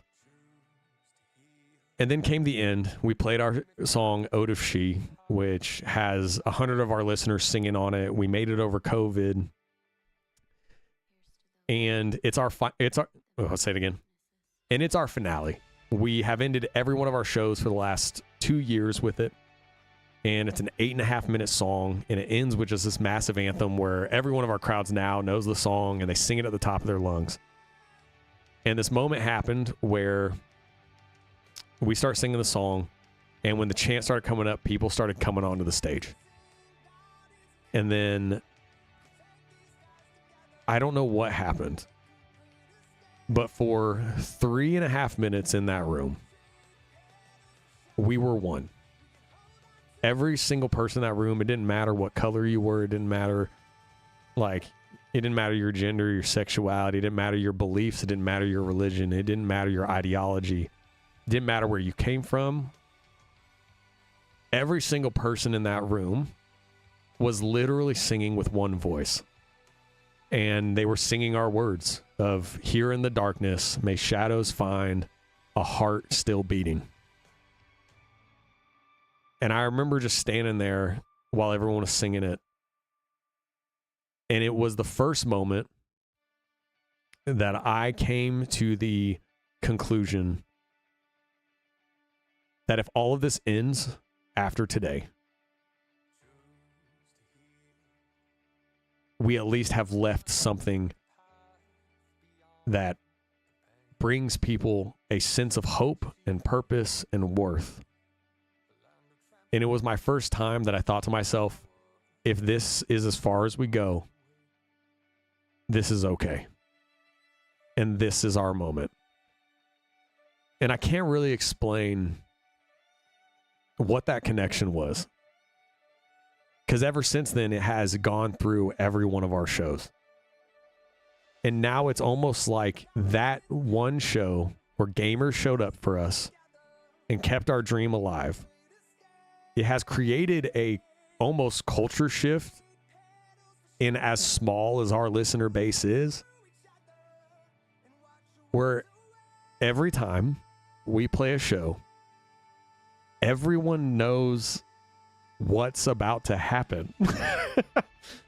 And I don't know how to explain that, because I don't mean necessarily on how good we're going to perform. We are always going to try to perform with excellence. We take it very seriously. I mean, they know what's going to happen in a sense of whatever lightning is shooting through that venue and that crowd and through us all at the same time. Everyone knows that what's about to happen is as one and is together. And that is the day that gamers saved our dream. And we have not forgotten that. And the gaming world is always one, no matter how big we get or how far we break through, we will always return to the gaming world in one way or another to always kind of pay homage to that, and to make sure that we always communicate to that side of our listener base that we will never forget what they gave to us. And it's something that we have kept for the last 2 years. That's a promise we have kept for the last 2 years. We've played multiple gaming events and tournaments, and hopefully we still can. Hopefully we can play a whole lot more in the next year, next couple years. But a lot of it isn't because you make money off of it, because we honestly haven't made a crazy amount of money off of it at all. It's simply keeping a promise for those that showed up for you at the beginning, and not forgetting those that kept your dream alive, and those who showed up for you when no one else wouldn't. And gamers did. And we will forever be indebted to them for showing us that we had a place, and showing us that there was a community that loved us. There we go. That's the story. What'd you think, Madness? Did you like it? I can stop recording, though. What'd you think, Madness? I know that's different from my usual dark side of music, because obviously I have a lot of stories that are pretty dark and seem pretty, negative, but we kind of poke fun at it, make it funny. Just felt like today was a really good time to, show some of the beautiful moments that happen. So hopefully on the YouTube people like this story. Hopefully people watch it and they like it. Why do I have visions of people hitchhiking on the I-10 with their instruments? Yeah. Oh, wait. No, I didn't finish how we got back. Okay. Wait. I'm recording again. So I got all teary-eyed. That's beautiful. Thank you, Lisa. That's sweet. Okay, this is perfect, actually, because we'll finish with the heartfelt, but then all of a sudden I'll hit real quick how we got back. Okay, here we go. I gotta let it focus up. But then to get back, because we couldn't afford plane tickets, 2 members had to take a car rental. That was a 24-hour drive. And Nova and I had to take a train, which got rerouted and ended up taking 48 hours. True story. There you go. That's how we ended. Which is true. Nova and I, because I didn't have enough money. Like, I still don't have any money. I still wouldn't have enough money. Like, I didn't have enough money to get flights back because I couldn't put us that even more so in debt, even with the sponsorship deal. So I got a rental car, and then they took it back. And then Nova and I, because I couldn't afford like a bigger rental car because the gear had to go in there. Nova and I was like, I remember you're such a good oh, thank you, Erica. See, I don't think I'm that good of a storyteller, but I hope the videos. So I'm gonna edit this one down. I'll probably release it tomorrow, or on Wednesday. I just hope people like hearing the stories, because I do think it will help us gain listeners and like create a stronger connection with like the madness. I think it will just create a stronger connection, and so hopefully people watch it and they like it. But let me tell you something. So when I came to Nova and I was like, okay, here's the deal. There's 2 more members I have to figure out how to get back. And those 2 members are you and I. And I was like, I have an idea. I need you to be cool with it, though. And she was like, okay. And I was like, so there's a train leaving out of Dallas, Texas the next morning. She's like, okay. And I'm like, now, it's going to be a long ride, but it'll get us back. And she's like, screw it, whatever. Now, what happened was, which this might be a whole nother story. I might call it the train ride from hell. But long story short, not only did it get rerouted, we ended up having to take a bus into Kansas because there was like some reroute they had to do. We ended up having to it's a long story and it's very funny. Some hilarious stuff happened on that train ride. We ended up having to go like through Kansas, get on a different train, then down to Oklahoma, then finally out to LA. And I think it took even longer than 48 hours on this train. And like, we were just in seats, like just seats. And it was wild. We had some funny moments. You probably have enough stories to write a book. Oh, geez. I mean, yeah, I got a lot.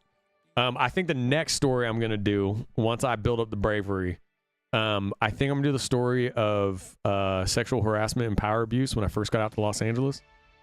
That's a crazy story. But I think that's going to be the next one I do.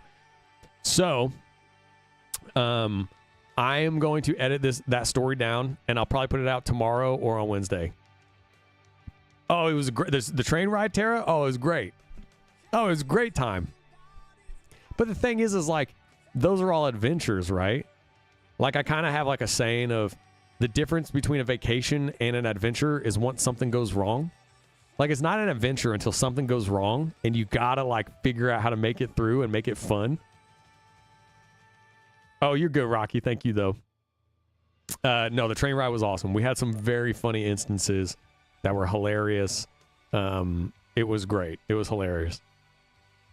Yeah, well, and the good thing with Nova is like she's very she's kind of like down for whatever, which like so is Chris. Like that's where Chris and Nova are awesome. Both of them are so down for anything, and so am I. So like once it's like, well, now it's going to take 2 full days on a train. Like we all just like have a laugh about it, and we're like, well, okay, here we go. Like here's the story, let's do it. Which really does help, and it actually helps with a lot of the challenges we've had.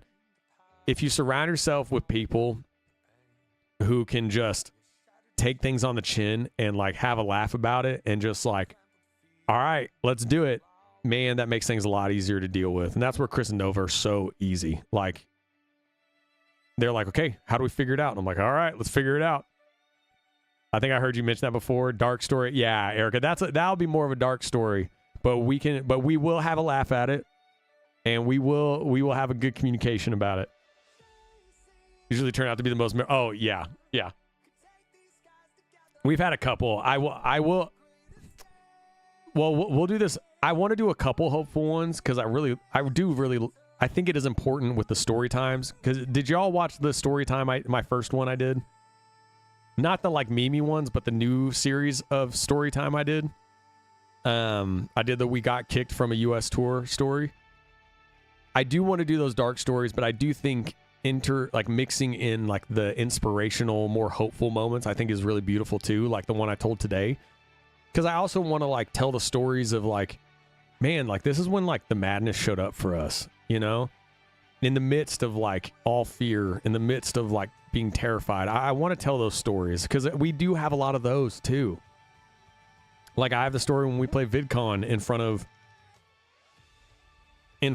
the youngest crowd we've ever played for, and it was all like young girls, and we had seen from some of our comments that we definitely had a fan base with that demographic, but we had never played in front of them because all the shows we had played were like 21 plus, because until you're a big enough band to play all ages, like you just play 21 plus rooms, and we had no idea what to expect.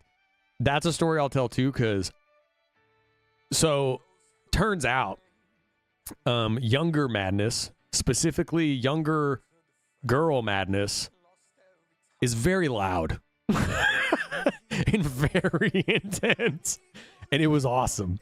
Like, dude, I to this day have never heard higher frequencies from a crowd till that day. I have never had it to where my ears were ringing, not from the music, but literally from the audience. So I'll tell that story too, because it's great. People love real life stories. I know I do. People can relate. Let's go. I love it. Yeah, that's a story I'll tell. That was VidCon. And we play, yeah, Hopeful Emo. Well, it's funny you said that, Courtney, because literally at VidCon booked us to headline their emo night, like in their outdoor venue that was huge. And like, we're not emo, but then the madness, like Courtney just said, they told us we were actually hopeful emo. And then I went and listened to our stuff, even though like our listeners call it cinematic rock. It is cinematic rock. But then I listened to it and I was like, it kind of is hopeful emo. Like even in like the desperation and like how I sing, I was like, all right, it's got a little bit of some hopeful emo vibes to it. She's 3rd and 6th grade, so I get it. Yeah. I'm here to rep the gay madness. Let's go, Jeffrey. I love it. Which that could be a funny story too. We played Pride. What was that? Was that 2000? I'll have to look at what year that is. That's a funny story too, Jeff. So that could be a fun one too. Because we played Pride and it was awesome. But that was like a real funny one too. That was a great story. I might tell that one too. Yeah, you know what's funny, Rocky? So y'all will think this is hilarious, which if I end up doing that VidCon story, which I think I will, what was funny is the way they introduced us. So we have a friend named Lala Sadie. That's like her Instagram and TikTok. She has this huge TikTok. She was like introducing us, and we were like back in the green room, whatever thing. And it was like, they want me to introduce you as like bringing back a sound of old, of like nostalgia. And I was like, what? And like, I think VidCon, I shit you not, I swear, I think they thought we were someone else.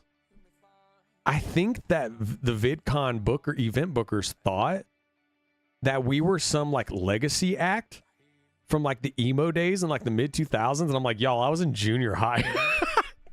Because the way that they had Sadie introduce us was as like this band that used to be huge from like back in mid 2000s. And I was like, did we get booked headlining an emo night and they thought we were someone else? Which is a part of that story, which I'll tell, because they definitely thought that we were someone else. But we still, I mean, we crushed the show and like our fans showed up. It was awesome. It was hilarious. I've never taken one step away from my keyboard, taking one step and a crowd just lose their minds. I've never had that experience until that day. Like literally one step, like I can't even make the frequency that they made. It was brain tingling. It was wild. Yeah, madness. So I'm gonna go edit the story down. I might set up for release tomorrow if I can get it done. Oh wait, while we're here, I'm gonna record I have to record the plug. Okay, here we go. Okay, recording. Pull the music off. Oh no, I had the music on that whole time. I did not mean to do that. Shoot. Okay, hopefully in the edit it sounds fine. Okay, here we go. Make sure to pre-save our new song, Among the Phoenix, out on February 28th. Everything will be pinned in the comments. Also, go check out our merch store and our new Love Over Fear line and Among the Phoenix merch. And last but not least, go check out my band, City of Sound, on whatever streaming service you use. Go follow it. Go subscribe to our band YouTube. Check out our live performance videos, our music videos. All of our songs are over there. Thank you for supporting independent cinematic rock. We love y'all very much. Boom. Did it. Nailed it. Now y'all see that's how I record my stuff for YouTube. All right, madness. I love you. I love you more than anything in the world. Thank you for supporting us. Here's to Among the Phoenix. Doing well next Friday. Hopefully we pop some streams off and hopefully it's successful. The Among the Phoenix merch I am making this week. And it is going to be the first time we put lyrics on our merch, which I'm excited for. We are going to put the Not All That Burns Turns to Ashes and then a couple other lyrics on the Among the Phoenix collection. Also, I heard y'all. I will make an Among the Phoenix poster. Can you read how do I do that? Are you not a mod? I thought you've been a mod this whole time, Court. Add as moderator. Boom. There you go. There you go, dude. Sorry about that. But hey, I love y'all very much. Thank you for supporting this small but mighty band. We are making a lot of changes. Here we go. Yeah, I love y'all very much. And you mean everything to us. Just know I speak for Nova. I speak for Chris Wilson. And now I speak for John Reeves. We love y'all very much. And like, we're really excited for the next few months. I am stressed out of my mind. I'm not going to lie about all these things and trying to make it succeed. But I am also like so hopeful and excited. I mean, I really am. I'm really excited for Among the Phoenix to come out. I'm really excited for like this new music. I'm excited for this new band photo shoot. And I don't know, y'all. Even though we can't afford a tour right now, that doesn't mean that we won't find a tour. That doesn't mean we won't get put on a tour. I don't know. And I'm trying so hard for us to get to play in front of y'all. I'm trying so hard. So we're trying to figure it out. And we're going to figure it out. I genuinely believe in this listener base and like this music more than anything in the world. I really do. And I'm like, I'm so excited for the next few months. Like I really, really am. So thank you for like keeping me hopeful. Thank you for keeping me positive. I love y'all very much. What's going on with the video? Oh, the music video? I'm still trying to figure out, Sweet Tay. We had quite a few videos not get uploaded right. So I'm trying to figure out what to do about that. I have not figured out an answer yet, I'll be honest. Yeah. Thankfully, we had a lot of people submit videos for the music video. A lot of them weren't uploaded correctly. which is okay. Like, that's going to happen. Yeah, so I'll have to figure it out. That's just another thing. That's another thing on the plate. But love y'all very much, Madness. I am going to stream on Thursday. So I'm going to stream on Thursday at 2 also. That is more going to be a hangout. Chris actually might come in and game with me a bit, which could be fun.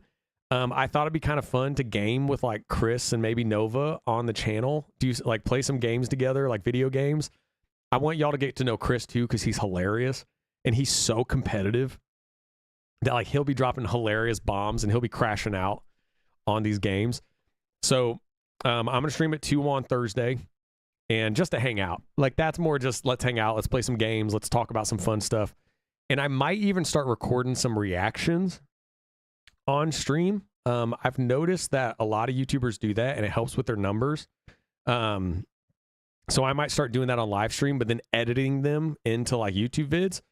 But yeah, I think we're going to do a gaming stream on Thursday just for fun and see if Chris can take part and then just have a good time and have some laughs, get some clips, post some clips on, you know, the socials. We can all laugh at it, you know, all the things. So all in the world for you guys. I leave very far away. Hey, that's all right, Erica. I appreciate your support so much. Oh, from Brazil. So Thursday, 2 PST. Hopefully Chris can in here. Either way, we're going to game a little bit. I am going to shoot a Have You Heard of My Band gaming edition. If y'all haven't seen the Have You Heard of My Band video on my channel, where it's very funny in Santa Monica of people not knowing who City of Sound is, I do think I'm going to start recording those, but streaming them and then doing the same thing, editing them down. And I think I'm going to do Have You Heard of My Band Rocket League edition, because I get cussed out when I ask, have you heard of my band City of Sound? The toxicity is amazing.